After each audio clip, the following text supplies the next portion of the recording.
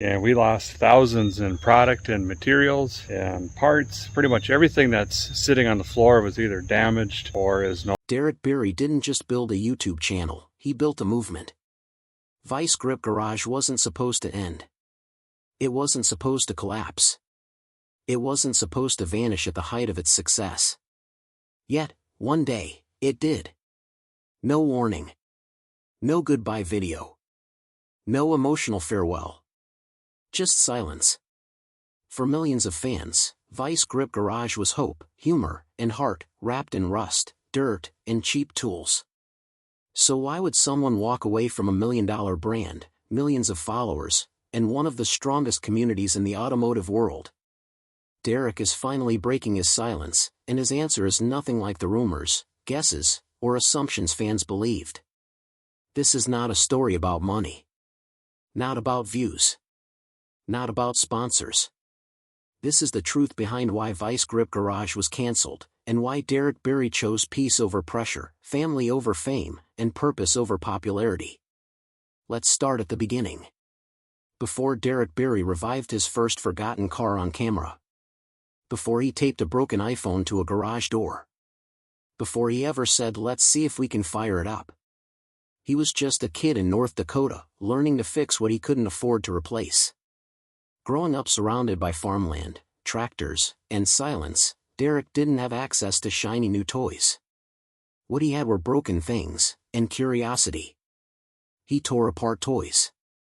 He examined old engines. He learned how things worked not because he wanted to destroy them, but because he wanted to understand them. Born on May 16, 1984, Derek's life wasn't built on wealth or opportunity. It was built on dirt, hard work, and an early belief that if something breaks, you don't throw it out, you fix it. Those lessons became the foundation of his future. As a teenager, Derek fell in love with abandoned American classics, forgotten Chevys, Buicks sinking into fields, pickup trucks rusting behind barns. He didn't see junk. He saw potential. And when your childhood is built on repairs instead of replacements, you grow up with more grit than most people ever will. After finishing school in Minot, Derek didn't jump straight into YouTube. Life had other plans. First, he served in the military, gaining discipline, structure, and a sense of duty that later shaped his channel's work ethic. Then came the corporate world, suits, meetings, deadlines, and long hours far removed from the smell of gasoline and the sound of old engines turning over. But something was missing. The office lights didn't have the warmth of a welding spark. The keyboard didn't have the satisfaction of a wrench.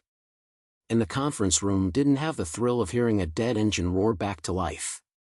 He missed the garage. He missed the challenge. He missed the joy. That's when Derek began watching others on YouTube. Mechanics. Restorers. Tinkerers. Creators. And one night, he said the 12 words that would define his future. I thought, hey, I could do that. I just gotta learn how to film. So he grabbed a broken iPhone, taped it to the garage door with painter's tape, and started filming the revival of an old Camaro using nothing more than a small block engine, a 4-speed transmission, and pure determination. It wasn't supposed to be a business. It wasn't supposed to be a brand. It wasn't supposed to be a phenomenon. It was just a guy, a garage, and a passion. But sparks have a way of starting fires. On December 9, 2007, Derek created a YouTube channel called Vice Grip Garage. At the time, it was just a name. A random idea. Another hobby in a world full of hobbies. But with every video, something amazing happened.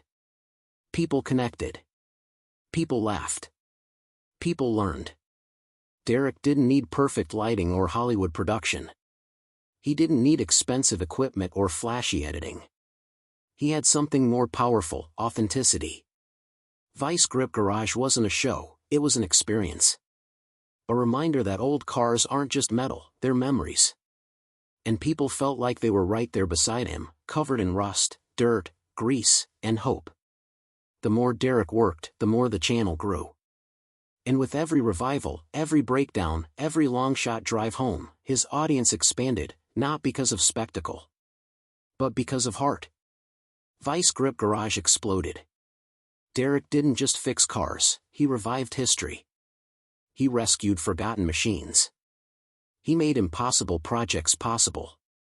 His revivals weren't just tutorials, they were stories. The 1972 Chevelle Independence became the symbol of everything VGG stood for.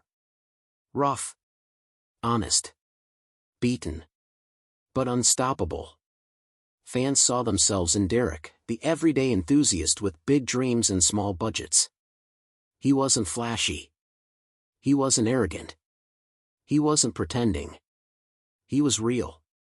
And in a digital world filled with fakes, that mattered. Yet the same success that lifted the channel was about to crush it. As Vice Grip Garage grew, so did the expectations. More travel. More revivals. More deadlines. More pressure. Fans noticed the shift before Derek ever spoke about it. They commented things like, "Derek looks tired. I miss the old backyard videos. He's always talking about being busy, it's stressful to watch. Giveaways feel like advertising, not VGG." Slowly, the fun was fading. What started as a passion turned into a job, a 100-hour-a-week job. Filming. Traveling. Editing. Writing. Scheduling. Sponsorships. Events. Family. Deadlines. A creator can only push so long before something breaks. And for Derek, it wasn't a car that failed. It was him. Burnout hit hard. Not suddenly, but slowly. Like rust creeping across a fender. The joy faded. The spark dimmed. The work that once made him happy now drained him. And behind the scenes, it was taking a toll on his marriage, his children, and his mental health. Psychologists call it the always-on trap, the belief that you must constantly create, upload, respond, and perform. You're never done. Never resting. Never allowed to step away. For creators like Derek, this pressure becomes suffocating. Fans want more. Sponsors want more. The algorithm wants more. And somewhere in that endless race, you lose yourself. Derek started saying things like, "I gotta get home, I'm flying out tomorrow. I haven't slept. I'll edit tonight after the kids go to bed." Even the audience felt the exhaustion. Some were supportive. Some were critical. Some were confused. But no one knew the full truth. Behind the rusty cars and the jokes about onions and spark plugs, Derek was burning out. Rumors didn't help. A few creators made jokes about sponsorships. Fans speculated. Comments spread like wildfire. Suddenly, harmless jokes became drama. Assumptions turned into accusations. Arguments erupted on social media. For someone already fighting burnout, this was the final blow. The noise became unbearable. Every comment. Every opinion. Every rumor. Every expectation. The pressure didn't come from fans, it came from everywhere. His peace was gone. His joy was gone. His freedom was gone. And Derek realized something painful. Vice Grip Garage was no longer his. It belonged to the internet. To the deadlines. To the pressure. To the burnout. And he wanted his life back. Here's the truth, the real reason Vice Grip Garage was cancelled. Not because of money. Not because of views. Not because of drama. Not because of sponsors. Derek walked away because he chose his family over fame. He chose his health over hustle. He chose peace over pressure, ***. He once said, "If your dream costs you your family, it's too expensive." Those words weren't just a quote. They were a warning, one he could no longer ignore. Every hour spent filming was an hour not spent with his wife or kids. Every late-night edit was time he never got back. Every trip was a missed moment. He didn't cancel Vice Grip Garage because he was tired of cars. He canceled it because he was tired of losing himself. After stepping back, Derek reevaluated everything. He slowed down. He stayed home more. He focused on safety. He protected his time. He rebuilt his happiness. His kids became part of the story. His wife Jessica began appearing more. Bentley's little grip garage showed a new generation learning the craft. This wasn't quitting. It was evolving. It was healing. And fans who understood left comments like, "He's a dad first. Respect. Life changes. Let him enjoy it. I'll watch whatever he makes. He's earned it." The real fans didn't leave. They stayed. Because they loved the person, not the pace. Vice Grip Garage may have ended as we knew it. But Derek didn't quit. He simply changed direction. He still loves cars. He still loves revivals. He still loves the community. But now, he's doing it at a pace that won't destroy him. No more burnout. No more 100-hour weeks. No more sacrificing family. This is the next chapter. A healthier, happier, more sustainable one. And honestly, it's the one fans should want for him. Derek Bieri didn't walk away from Vice Grip Garage to escape responsibility. He walked away to reclaim life. His story teaches us something powerful. Success means nothing if you lose the people and the peace that make life worth living. So why was Vice Grip Garage canceled? Because Derek chose his wife. His kids. His health. His happiness. And that choice? That's not weakness. That's wisdom. What do you think about Derek's decision? Did he do the right thing? What would you have done? Tell me in the comments below, and if you enjoyed this video, make sure to like, share, and subscribe. And if you want more deep dive stories like this, click on the next video, you won't want to miss it. As Derek stepped away from the constant grind of Vice Grip Garage, something unexpected happened. Silence. For the first time in years, he wasn't waking up with a schedule buzzing in his head. No filming deadlines. No last-minute road trips. No pressure to revive an engine just for content. And in that silence, he realized something he had been ignoring for far too long. He was exhausted. Not the kind of tired that a weekend off can fix.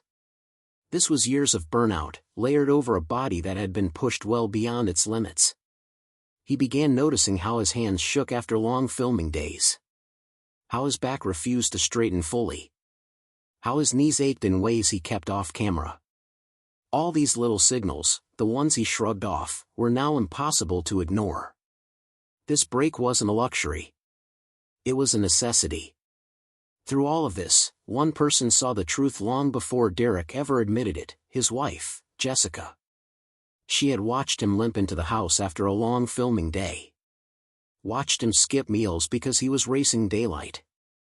Watched him sacrifice sleep to edit episodes for fans expecting 2 uploads a week. One night, after another marathon shoot, she finally said the words Derek didn't want to hear. "You're not okay. And you can't keep doing this." It wasn't criticism.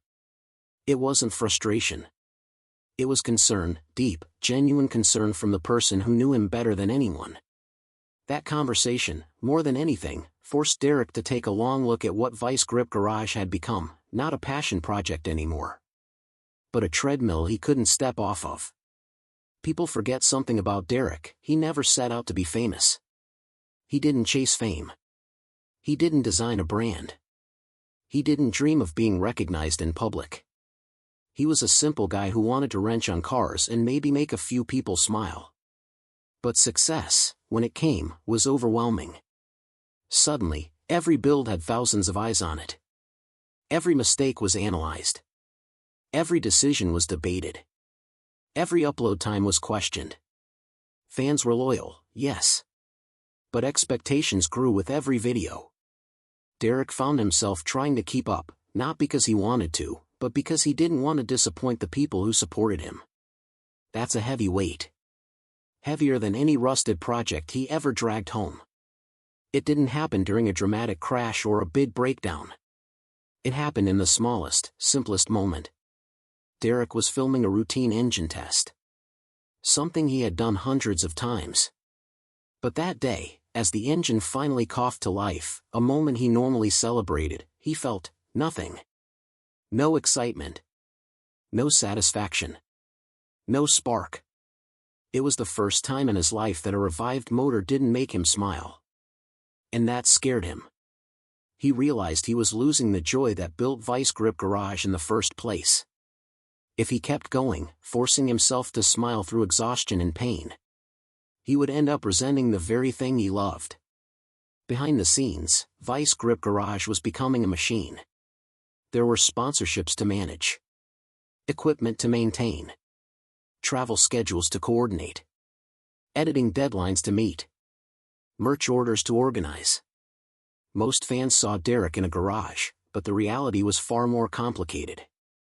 Some days, he spent more time on paperwork than under the hood.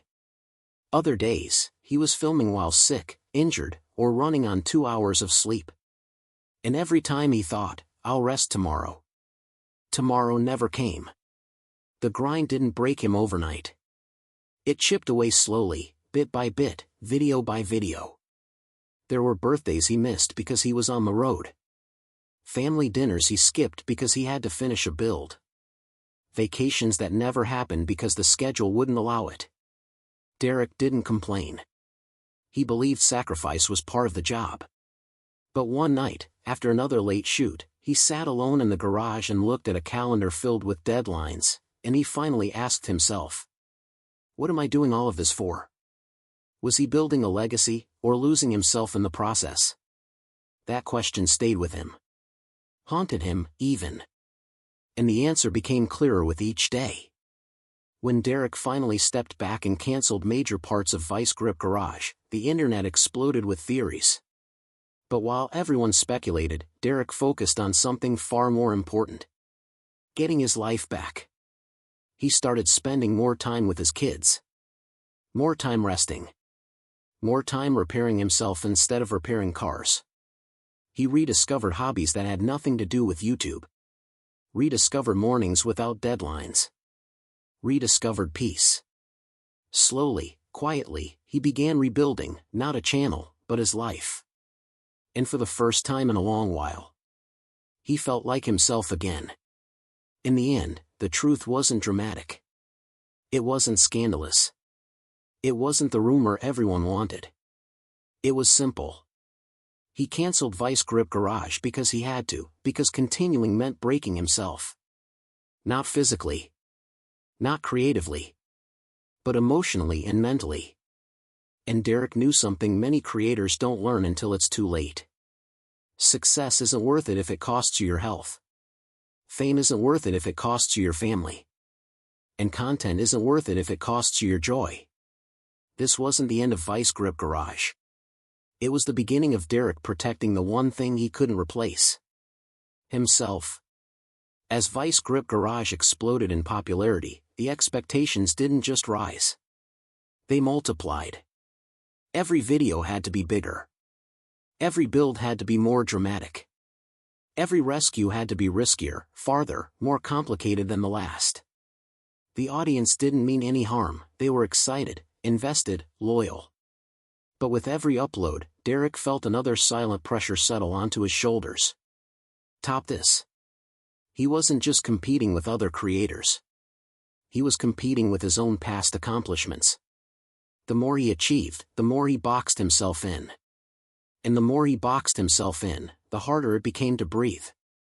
What people saw as entertainment, Derek felt as burden. Before the cameras, it was simple: fix a car. Make it run. Enjoy the process. But the moment money entered the picture, things changed. Suddenly, there were meetings. Partnerships. Emails. Contracts. Scheduling demands. Editing timelines. Distribution deadlines. The garage, once his sanctuary, became an office. The tools, once extensions of his hands, became props. And the builds, once done out of passion, became obligations. He didn't dislike the business side. But he never wanted that to define him. Somewhere along the way, the business started growing faster than the man who built it. And that imbalance became impossible to ignore. There was one thought Derek carried constantly. What if I let them down? He valued his viewers more than they ever realized. He knew people watched his content with their kids, their families, their friends. He knew they looked forward to each episode. He didn't want to fail them. But that fear, silently, slowly, became unhealthy. Every time he wanted to take a break, guilt stepped in. Every time he wanted to slow down, he felt he was betraying someone. Every time he missed an upload, it haunted him. That fear pushed him well past his limits. It kept him filming when he needed sleep. Kept him traveling when he should have been resting. Kept him working when his body was breaking down. And when fear becomes the engine, you eventually run out of fuel. Off camera, Derek battled things he never shared publicly. There were nights when the pain in his back was so severe he could barely stand. Days when he worked through fevers, migraines, and exhaustion because he didn't want to fall behind. He fixed cars under blistering heat, freezing winds, and conditions no one would call safe. He injured himself more times than he admitted, bruises, cuts, minor burns, and kept filming like nothing happened. He dealt with stress that would leave most people bedridden. And yet, he kept pushing. Because he loved the channel. Because he loved the fans. Because he wanted to honor the support people gave him. But even the strongest engines crack when pushed too hard for too long. One morning, while standing in the garage surrounded by half-finished projects, cameras, equipment, and deadlines, a strange realization hit him. This wasn't the dream he started with. He didn't recognize the version of himself who lived here. Tired. Overworked. Stressed. Losing joy. He wasn't living life anymore, he was surviving content. He missed the old days, when success didn't matter. When builds didn't need to be recorded. When cars were fixed because he wanted to, not because he had to. That realization didn't come with anger or frustration. It came with sadness. He realized he had built something amazing, but somewhere in the process, lost pieces of himself. Canceling or pausing Vice Grip Garage wasn't defeat. It wasn't giving up. It wasn't bowing to pressure. It was courage. Most people fear stepping back because they worry the world will forget them. But Derek chose to step back anyway, because his health and family meant more than views, stats, or algorithms. It takes strength to walk away from success. Strength to silence an audience. Strength to choose your well-being over fame. And that's exactly what Derek did. He protected himself. Protected his family. Protected the love for cars that built his entire channel. He made the choice many creators are too afraid to make. When news spread, many were shocked. Some speculated. Some assumed the worst. Some spread rumors. But the majority? They supported him. Fans wrote messages saying they understood. People thanked him for years of entertainment. Families who watched him together expressed gratitude. Mechanics who learned from him shared their stories. Derek expected backlash. But what he received instead was compassion. It reminded him that he didn't build an audience. He built a community. A community that cared about him more than the content. A community that wanted him healthy, happy, and whole. Taking a break didn't mean shutting the door on Vice Grip Garage. It meant resetting. Rebalancing. Rebuilding the passion that started everything. He used the time to rethink what the channel should be: less pressure. More authenticity. More joy. More freedom. Maybe fewer uploads. Maybe smaller projects. Maybe different filming styles. But one thing was clear. If he returned, it would be on his terms, not the internet's. For the first time, he saw a future where Vice Grip Garage wasn't a burden, but a blessing again. Fans often ask, is he coming back? And the truth is, He isn't rushing it. Derek knows that healing takes time. Rest takes time. Rebuilding your life takes time. He won't force a comeback just to satisfy the algorithm. He won't jump back in if it risks his health again. When he returns, if he returns, it will be with clarity. With energy. With excitement. With joy. And not a moment sooner. Whether paused, slowed down, or transformed, one thing is undeniable. Vice Grip Garage changed lives. It taught people that no car is too far gone. It inspired countless mechanics and DIY builders.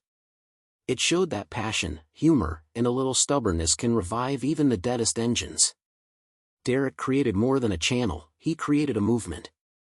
And even if new episodes come slower, even if the format evolves, even if Derek takes longer breaks, the legacy remains. Because the heart of the channel was never the cars. It was the man behind the wrench. And he's not done yet. For years, Derek carried a reputation, the tough guy. The fixer. The man who could bring anything back from the dead. To fans, he looked unshakable. To viewers, he was unstoppable. To the world, he was invincible. But being the strong one comes with a hidden cost. No one thinks the strong one needs help. No one thinks the strong one gets tired.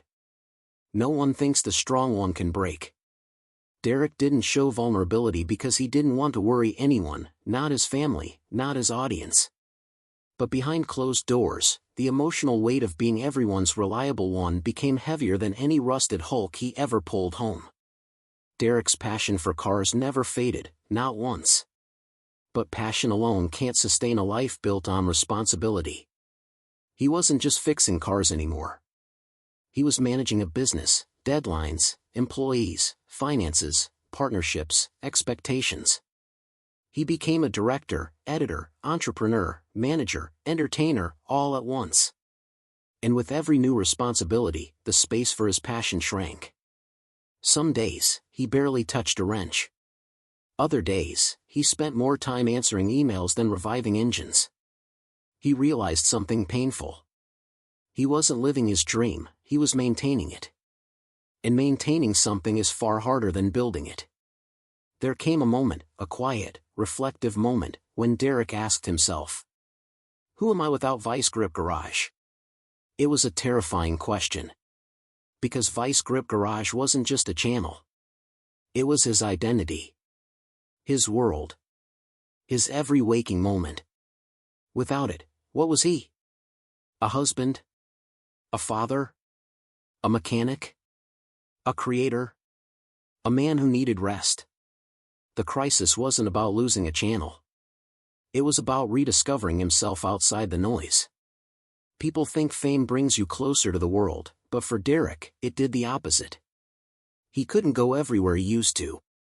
He couldn't relax in public the way he once did. Even simple grocery trips turned into fan meetups. It was flattering, yes. But it also meant losing privacy. He loved his supporters deeply, but the constant attention created a small, invisible barrier between him and the simple life he valued. Fame didn't make him arrogant. It made him isolated. And that isolation grew louder every year. During his break, Derek discovered something he had forgotten. Quiet. The kind of quiet where you sit with a cup of coffee, no cameras, no deadlines, no obligations. The kind of quiet where your kids talk to you and you're not half distracted by what needs filming next. The kind of quiet where you breathe without rushing. These moments were small.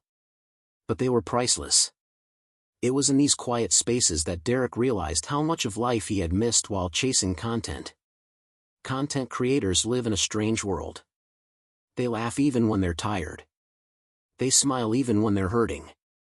They crack jokes even when their mind is elsewhere.